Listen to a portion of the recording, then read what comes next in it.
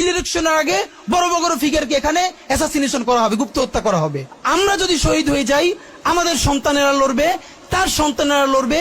কিয়ামত পর্যন্ত বাংলাদেশ নামক জমিন যতদিন বেঁচে থাকবে ততদিন পর্যন্ত আজাদির সন্তানেরা লড়াই করবেই করবে। হাজার হাজার কোটি টাকা নতুন করে হাসিনার সাথে মিটিং করেছে। ইলেকশনের আগে বড় বড় ফিগারকে এখানে অ্যাসাসিনেশন করা হবে, গুপ্ত হত্যা করা হবে। পুরো এখানে ভারতীয় আধিপত্যবাদ এখানে সব থেকে বেশি অ্যাক্টিভ আছে। এখানে আওয়ামী লীগের হাজার হাজার কোটি টাকা, তার সচিবরা, তার পুলিশরা, তার পান্ডারা সব রয়ে গেছে।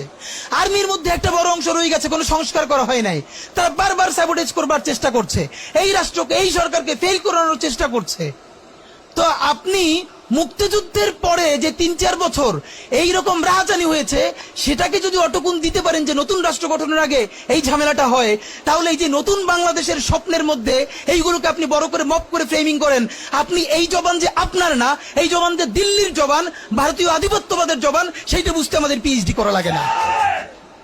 সুতরাং জুলাই সনদের সাথে নির্বাচনের ক্ষেত্রে শুধু আমাদের 2 মিনিট কথা।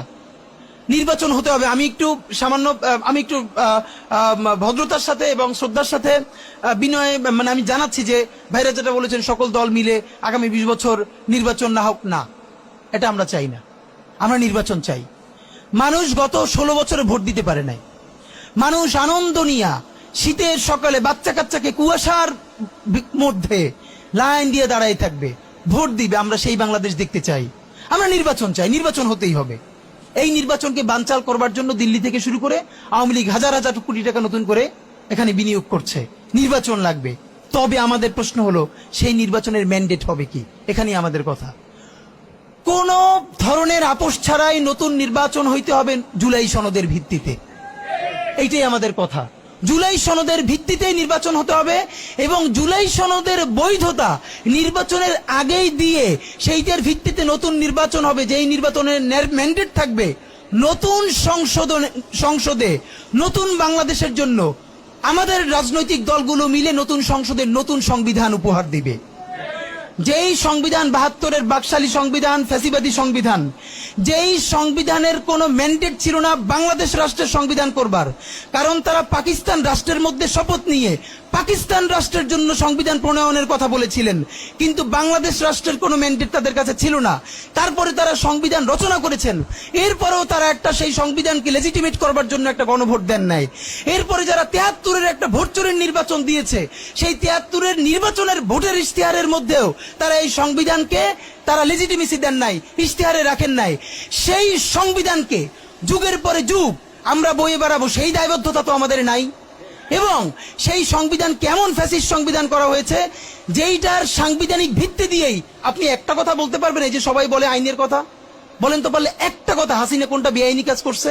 না, হাসিনা একটাও বেআইনি কাজ করে নাই। সে সমস্ত হত্যা, গুম, খুন এই সংবিধানের আইনের ভিত্তিতেই করছে। সে এই সংবিধানকে ডাস্টবিন বানিয়ে তত্ত্বাবধায়ক সরকার বাতিল করেছে, যা ইচ্ছে করে তাই করেছে। এবার তো সে তো বেআইনি কিছু করে নাই, কথা তো সত্য। আমার বিএনপির ভাইদের প্রতি শুধু একটা আফসোস লাগে, কারো কারো দেখি 72-এর সংবিধানের প্রতি তাদের কি গভীর প্রেম। যেই সংবিধানের মধ্য দিয়ে বাকশাল এসেছে, যেই সংবিধান গণতন্ত্র হত্যা করেছে। আজকে বিএনপির ভাইদেরকে একটা কথা বলি, আপনারা হয়তো অনেকে জানেনও না। পৃথিবীতে দ্বিতীয় ইতিহাস আছে কিনা মান্না ভাই জানলে বলবেন, আমি ভাইয়ের কাছ থেকে শুনতে চাইবো। জিয়াউর রহমান তো একজন সামরিক শাসক ছিলেন। একজন সামরিক শাসক সামরিক ফরমান জারি করে দেশে গণতন্ত্র ফিরেছে, পৃথিবীতে এই নজির নাই যেটা জিয়াউর রহমান করছেন। আপনারা কি জানেন? এই যে জিয়াউর রহমান গণতন্ত্র ফিরাইলেন, যার মাধ্যমে আওয়ামী লীগও রাজনীতি করার সুযোগ পাইল বাকশালের পর, সেটা কিসের মধ্য দিয়ে? তখন তো সংসদ নাই, সংবিধান তো সংশোধনও করা যাইতেছিল না। কিসের মধ্য দিয়ে? জিয়াউর রহমানের সামরিক ফরমানের মধ্য দিয়ে।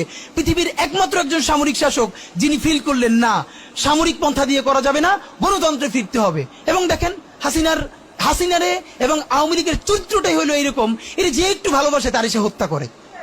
শহীদ প্রেসিডেন্ট জিয়াউর রহমান শেখ হাসিনাকে দেশে আসার অনুমতি দিছিলেন, সুযোগ দিছিলেন এবং বলছে থাক সবাই রাজনীতি করুক। আসার 1 মাসের মধ্যে জিয়াউর রহমান শহীদ হয়ে গেছে, 13 দিনের মধ্যে। এবার দেখেন এই যে আমরা এখন যারা সবাই করতেছি, সুতরাং এটা একটা বিষ। এই বিষের সাথে আমরা কিভাবে লড়াই করব? জাতীয় ঐক্যমত্য তৈরি করতে হবে। সুতরাং পলিটিক্যাল পার্টি এবং সবার প্রতি একটা কথা, প্লিজ আপনারা বিএনপিকে শতভাগ কর্নার করে দিন না। বিএনপি এই আধিপত্যবাদ বিরোধী লড়াইয়ের জন্য আমাদের একটা বড় শক্তি। এই শক্তিকে এত বেশি কর্নার করা যাবে না যাতে তারা গিয়ে আওয়ামী লীগের হাত ধরে ফেলে। তারা যদি আওয়ামী লীগের হাত ধরে ফেলে তাহলে লড়াইটা তো আমাদের জন্য আরো কঠিন হয়ে যাবে। বরং বিএনপির প্রতি আমাদের চ্যালেঞ্জ হলো, যেই বিএনপি বাকশালী সংবিধানের প্রতি প্রেম দেখাবে, তারে শহীদ জিয়ার ছবিটা সামনে এনে বলতে হবে যে এই বাকশালী সংবিধান তো জিয়াউর রহমানই ছুঁড়ে মারছিল। বেগম জিয়া বলেছেন এই সংবিধানকে ছুঁড়ে ফেলা হবে।